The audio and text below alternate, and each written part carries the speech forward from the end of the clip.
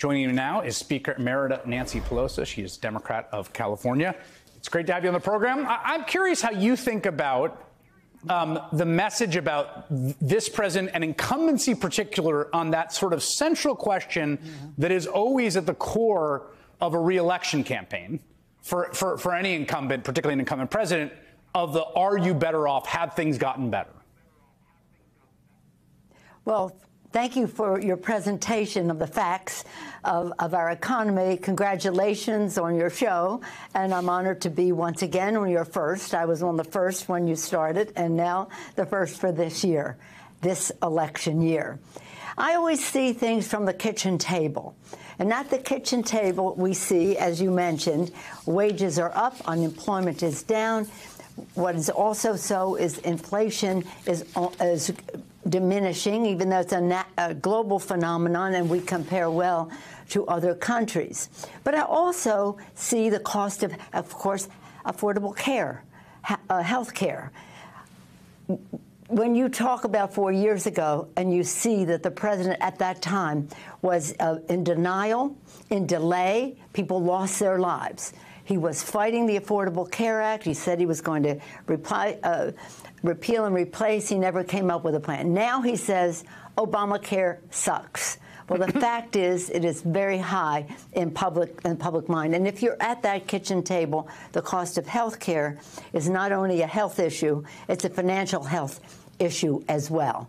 And related to health is a woman's right to choose, because that's an economic issue. If and when you would have enlarge your family.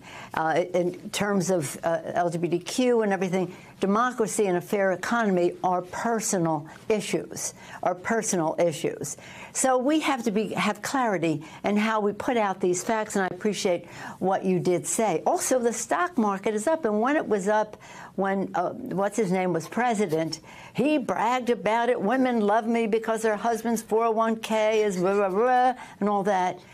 The economy, the stock market is higher than it was when he was president. So let's just take it to the kitchen table about people's health, financial well-being, their freedom to live their lives, and again, the opportunity that Joe Biden has given them with unemployment, 15 million new jobs created. And as you said, some in the manufacturing sector, productivity up. This is a remarkable story, and in a short period of time. Most of that was done in the first 2 years with a Democratic Congress, says she immodestly. House and Senate, with Joe Biden as our inspiration. You know, one of the great ironies I want to ask you about, because we have this comparison, right? 4 years. We're now in 2024. So, you know, are you better off 4 years? One of the great ironies, I think, about 2020 when you look back is the CARES Act, which was in some ways a remarkable piece of legislation, and largely, I have to say, the work of you and Steve Mnuchin. Basically, I mean, it was a sort of, it was the House leadership under your stewardship, and the White House sort of tasked Steve Mnuchin. And one of the great ironies is that that legislation, which really reflected the Democratic priorities of the House, ends up sort of being a thing that I think Donald Trump tried to hang his hat on, right? So there's this sort of great irony that a lot of what was done to kind of help the country in this moment of peril really embodied the priorities of your Democratic Party and was used by Donald Trump in that election year, I suspect, will again, as fodder for why he should get credit.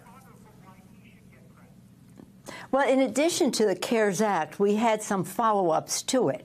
And I want to commend Maxine Waters, Nydia Velázquez, in how businesses participated, how diversity was represented, and how the money was spent. And Maxine, if you could have heard Maxine and Nydia on the phone with Mnuchin, it was something historic in terms of putting it out there. And also in terms of how the funds were distributed, the opportunity for access to whether it was would become one day a vaccine, but the measure of how this was affecting our community. So again, it was the CARES Act plus, and it was bipartisan and made a difference. But there was much more we needed to do that we couldn't do until President Biden took office and we had the rescue package, which really wrapped it up and drove it home in terms of meeting the needs of cities and counties and state governments and the people who make our society work, whether it's transportation or healthcare, or teachers or food services. The list goes on. Yeah, that American Rescue, the ARP, and then the subsequent legislation, the Inflation Reduction Act. I mean, again, this is like in the most basic sense of messaging. You can almost, on a graph, the Inflation Reduction Act is basically passed at the moment of highest inflation. Now, do I think that causally it is the case that the Inflation Reduction Act, which sort of was cheekily named in certain ways to get Joe Manchin on board, was what caused the reduction in inflation? No. But again, the way this works is presidents take credit, and it is the fact that the Democratic members of Congress and the president signed legislation called the Inflation Reduction Act, and if you look at the graph of inflation afterwards, it literally goes straight down. It does. And also there was deficit reduction, the reduction for the national debt in the legislation.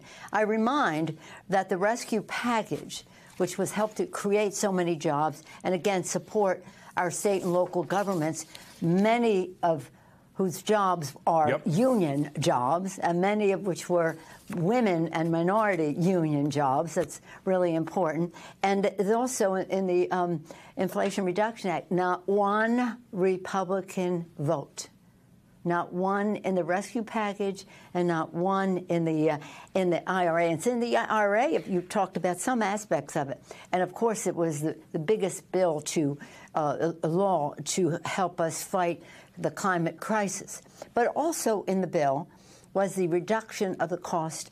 For the first time, we were able to have the negotiation by the Secretary of HHS to negotiate for lower price prescription drugs for seniors. And in the bill itself, it reduced the cost of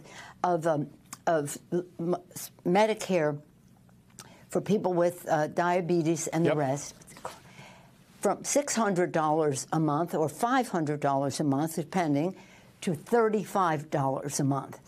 The Republicans have said they're going to overturn that. The pharmaceutical companies are taking it to court. Wait a minute. Let's get back to that kitchen table.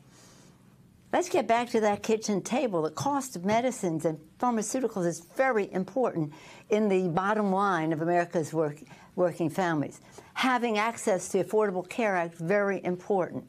So, again, there are aspects of these bills that have directly hit home for America's families. And you know why? Joe Biden insisted upon it. We had been advocating these things for a long time and not having success with it. But he was making it a priority as part of his vision, his knowledge of legislation and what has worked in the past and not, his strategic thinking about how to legislate. And that's all up here. And then in his heart, his love for the American people. He cares. And the empathy that he has for that kitchen table, the upbringing that he had, his understanding of America's working families. So when we talk about this, we have to be trying to embrace everyone to make sure we're not fighting old fights. What we're doing is making life better for them. And that means ACA.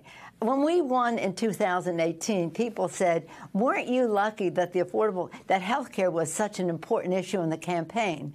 I said, no, we weren't lucky. We made our own luck. Right. We had 10,000 events to protect the Affordable Care Act from what the Trump administration and the Republicans were trying to do. Why?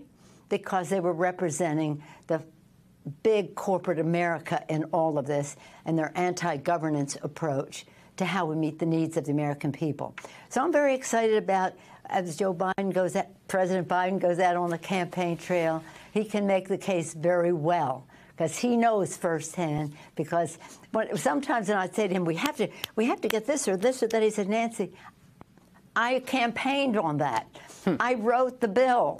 I'm there with you, and in some respects he did. Well, so again, it's pretty exciting to see this chance now when people are paying attention for them to see the difference that he has made. You two have worked together for a little bit. Speaker Emerita Nancy Pelosi of California. Thank you very much for your time tonight.